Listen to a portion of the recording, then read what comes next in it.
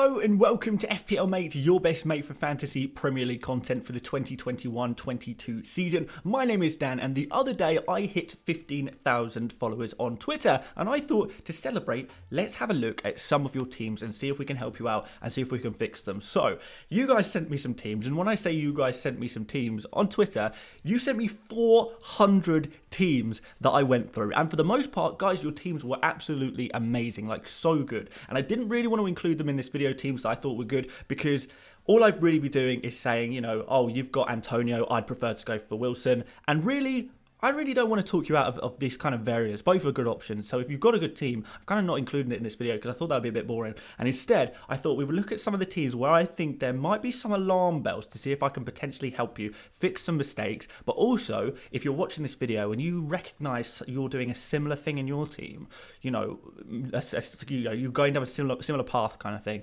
maybe this advice can really help you as well. So we're going to fix some teams today. Hopefully this is going to help fix all of your teams. Thank you everyone who sent me their teams. Obviously it's absolutely amazing. I'm sorry I couldn't do all of them basically, but we're going to go through them now. And if you enjoy this video, please do like it. Massively helps out the channel if you like the videos, and of course subscribe if you're new around here, and follow me on Twitter if you want to get involved in this stuff in the future. But without further ado, let's have a look at the first team. So this first team has been sent in by Sushant, and there are a few alarm bells. Like I said, there's alarm bells in a lot of these teams. Now, generally speaking, I do actually quite like this team. It's not a bad team at all, but there is a few things that I don't like. Now, first of all, the big thing I don't like here is that Heung-min Son is on the bench. If you're gonna put a player in your team that costs that amount of money, 10 million for a player, you can't bench them. They've got to play. And besides, Heung-min Son, he's got a pretty good record against Man City, and with these premium players, whether it's a Salah or Bruno or whoever, KDB, I see a lot of people, they have like a Bruno Fernandes playing against Man City, and they'll bench them. Last season, Bruno Fernandes scored the only goal with penalty against Manchester City, and got all the points, all the bonus points, and everything. It was amazing. And he got an amazing score. The big players do perform in the big matches, so this is kind of a little bit of a warning. Guys, if you have those premium players, don't rest them against the big teams. Don't worry about it. Just put them in there, because these are magical players that can produce something on the day. They really can. Other than that, there is the kind of concern that maybe the money is spread a bit strangely. I mean, there's a 4.5 million goalkeeper in Sanchez and a 5 million goalkeeper in Meslier. Obviously, these two goalkeepers do rotate well, but you're spending a lot of money on goalkeepers here, and there's every chance that Meslier against Manchester United is actually going to outscore Sanchez. It could very easily happen. It happens all the time with rotating goalkeepers, especially if you're spending a little bit of money on rotating goalkeepers. The goalkeeper you expect to do badly will often be the better one. It's really not worth the money. The difference between it is not really going to be worth the money. So I think about investing that money in some of your midfield, I guess, because you could upgrade a Saka to a Rafinha or a Bowen or someone like that would be really nice to do. So yeah, just a couple of little bits there that I would change if I were you. Okay, so this team is from FPL Yoda, and what I don't think is going to work about this team is that there is some kind of situation in midfield where I'm just going to give it to you straight. It's a little bit greedy. You're trying to go for Salah and Fernandes and Son, and that kind of really is to the detriment to the rest of your team. So, for example, everyone on the bench is a bottom line player. Out of those 4 players on the bench, the only player who's going to get any minutes whatsoever is Brownhill. So it's an incredibly thin bench. And although I'm a big advocate of having a weaker bench at the start of the season, perhaps not this week, especially if you're being forced to play players like Soucek on the pitch. I don't know. Is Soucek a player you're really going to want to play every single match day, every single game week? Probably not, to be honest. And considering this is a 4-4-2 formation as well, which is thin on the bench, thin in midfield. Your fourth midfielder is not even absolutely fantastic. It's not much flexibility here. Also, Watkins, Antonio, what if you wanted to go for a Bamford? What if you wanted to go for, even go to a Calvert-Lewin or Ian Nacho? Say one of these players pops up, maybe some of the 7.5 million players gets a price rise. There's just not really much flexibility there in the forwards positions. There's a little bit of flexibility in the defence, I suppose. But yeah, the midfield is kind of screaming out to me, help. Okay, this team is from FPL Apek, and the big thing that's worrying me here is Douglas Luiz. 4.5 million midfielder.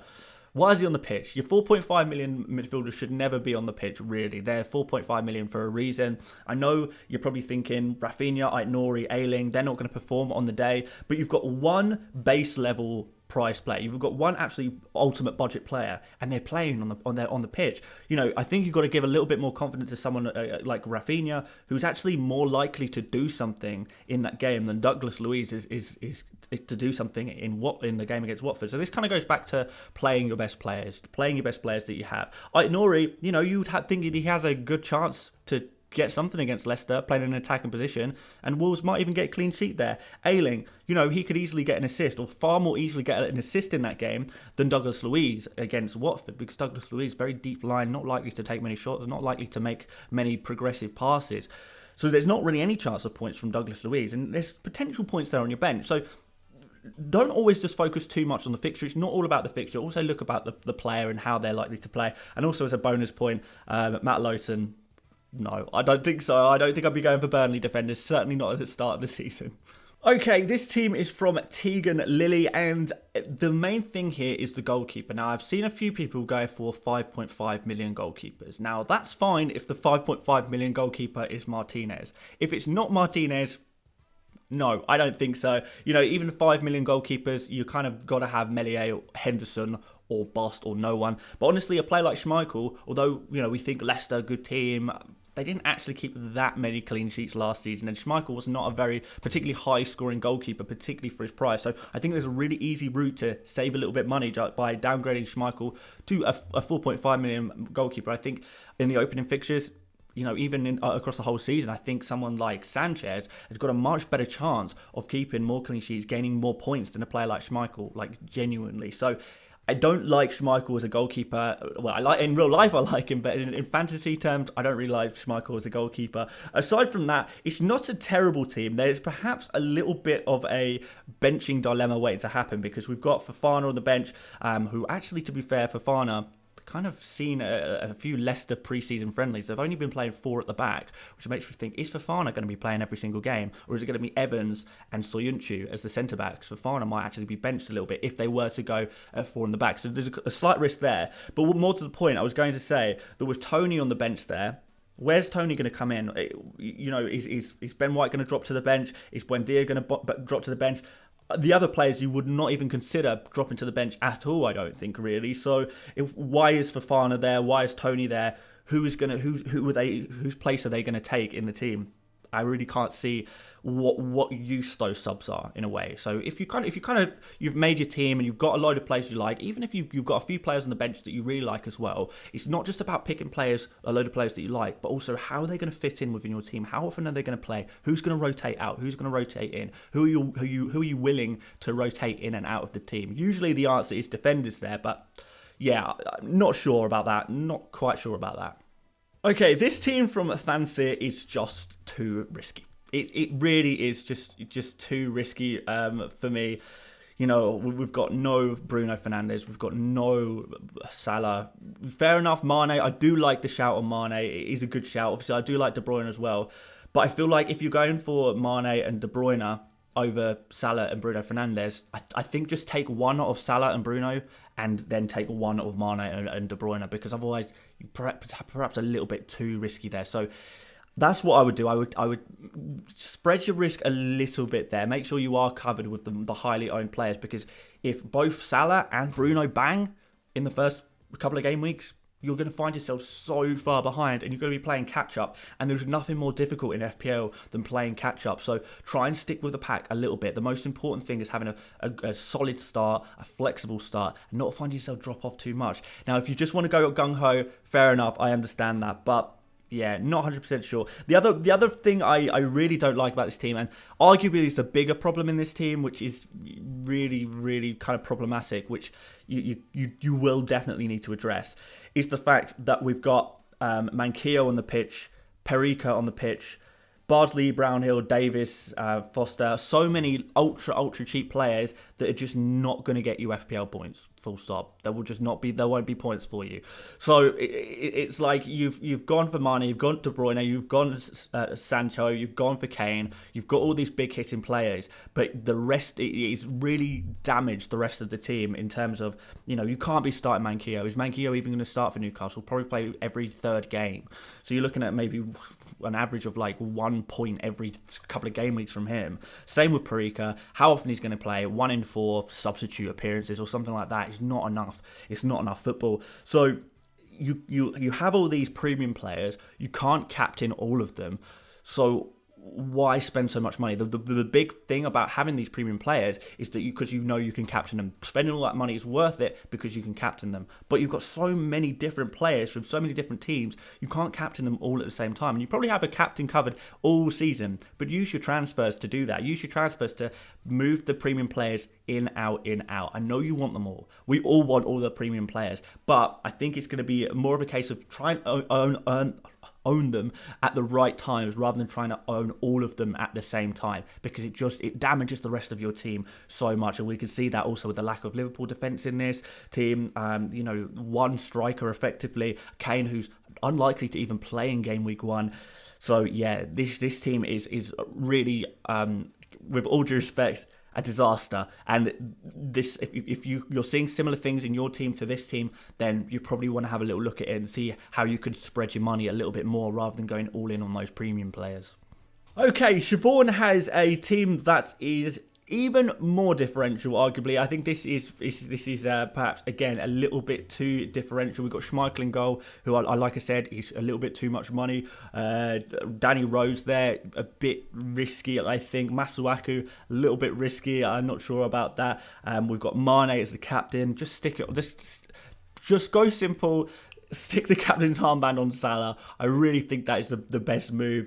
Fair enough if you want to go for something a little bit different, then obviously I understand that, but I cannot see past a Salah captain. I think anything else is just too much of a risk in the first week. You don't want to be taking that much of a risk first week. And then up front, we've got Barnes and Toney. Barnes, how often is he going to play realistically?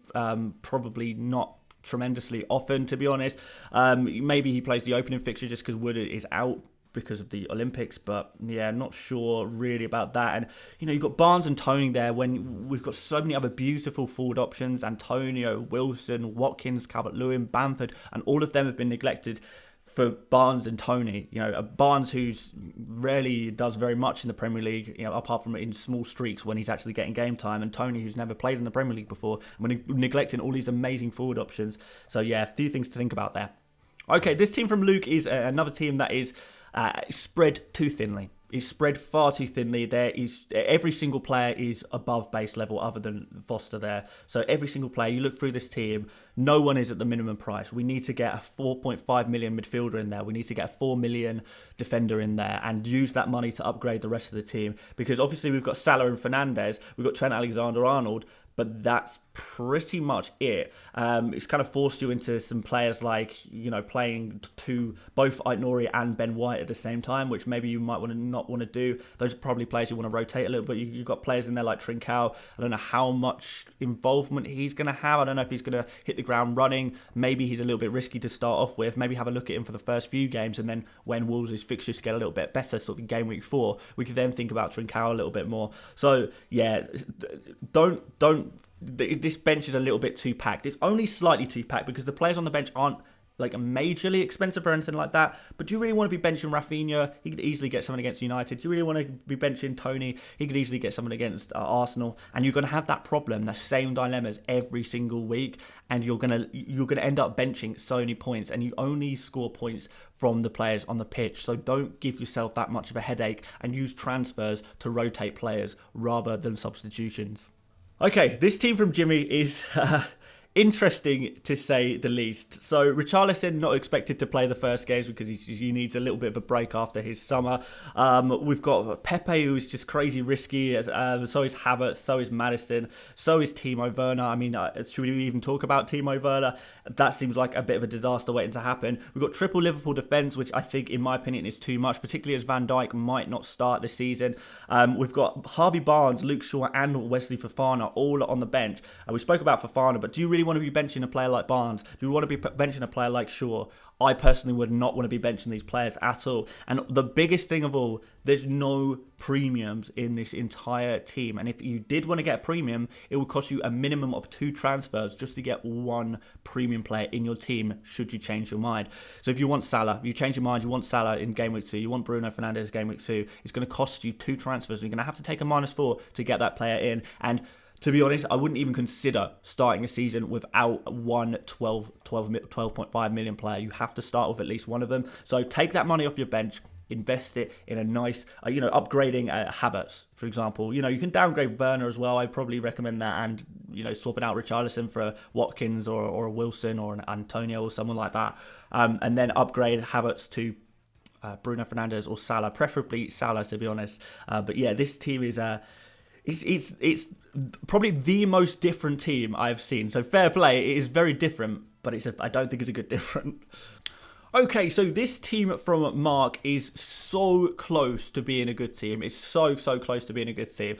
So you've probably noticed that based on what I've already said in this video, Brownhill, a 4.5 million midfielder, should never be starting, should never be playing. But we can actually do something about that. So I know we've got 2 4.5 million midfielders there. We can upgrade one of them really easily. And the way to do that is to simply downgrade Perraud. So Perraud is a 5 million defender for Southampton.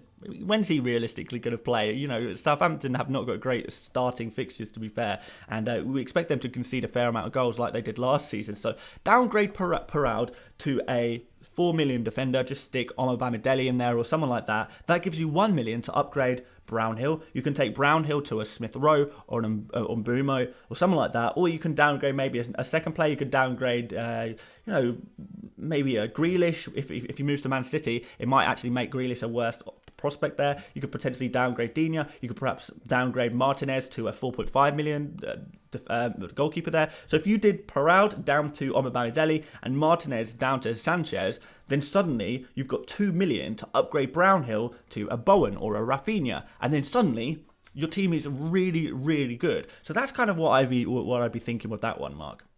And finally, we have got this team from Jordan, and you know what I'm going to say, guys. The base level players, the Manquillos, the 4 million players, the Omobamideles, the 4.5 million players, the Brownhills, anyone like that should not be on the pitch ever. Manquillo should not be on the pitch. So, I mean, yeah, you take him out and you play Mbumo, because the worst case scenario is Mbumo gets 2 points. Manquillo, he's more likely to get 1 point or 0 points, or, it's not likely that he starts, let alone keeps a clean sheet or anything like that. So he's not a player that you should really be looking to put on the pitch. But even if you were to do that, that leaves all 3 of your bench options would then be non-playing players. You need to have one playing player, because Manquillo is not a regular starter at all. Neither is Williams, neither is Davis, who might be leaving on loan anyway. So I think we need one 4.5 million defender on the bench. Where you get the money is another question. You've probably gone a little bit heavy on defence there. So to have Trent Alexander-Arnold, Robertson and Digne is costing you a lot of money. And downgrading Robertson to a Shaw, for example, saves you 1.5 million there. And you can use that 1.5 million to upgrade upgrade one of your defenders. And maybe upgrade Mbumo a little bit as well to a 6.5 maybe. So if you take Manquillo to a 4.5 defender, maybe Luke Ayling or Aït-Nouri or Ben White or someone like that. And then you can use the rest of the money to upgrade Mbumo to a 6.5. So you can go for Jared Bowen, for example, or Buendia maybe. And then suddenly you've got a great team. So yeah, this is kind of all very similar stuff in every single team. You only need to make a few small tweaks, then you've suddenly got a good team. And the keys really to take away from this is don't go too differential. Make sure you have got at least one of Salah and Fernandes. Make sure that you have your team that's flexible enough where you can get to any player, pretty much any player on the game, using just one transfer. If it's going to take you 2 transfers to get to a player, then you've got a problem. So this means having a variety of different price players all around your team. So having an expensive defender, a mid-price defender, and a cheap defender. Having a expensive midfielder, a mid-price midfielder, and a cheap midfielder. And then kind of the similar situation in forwards. Although forwards, I don't think is as important. As long as you have at least one 7.5, 8 million forward, I think you'll be fine, to be honest. But having that flexibility and not having too much on your bench and not having 4 million, 4.5 million players starting. Unless 4.5 million defenders, fine, but 4.5 million midfielders, forwards, they shouldn't be starting in your team. They should be worst case scenario on your bench kind of situation, and your starting 11 should be stronger. But there we go. That's all the teams for today.